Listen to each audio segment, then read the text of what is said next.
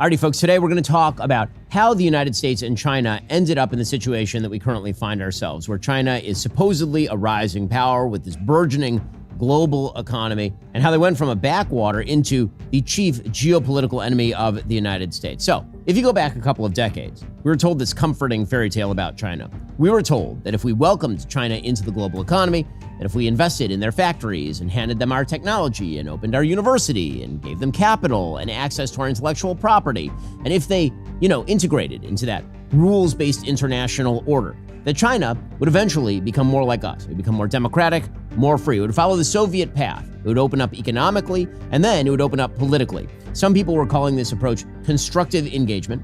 Others were calling it democratic peace.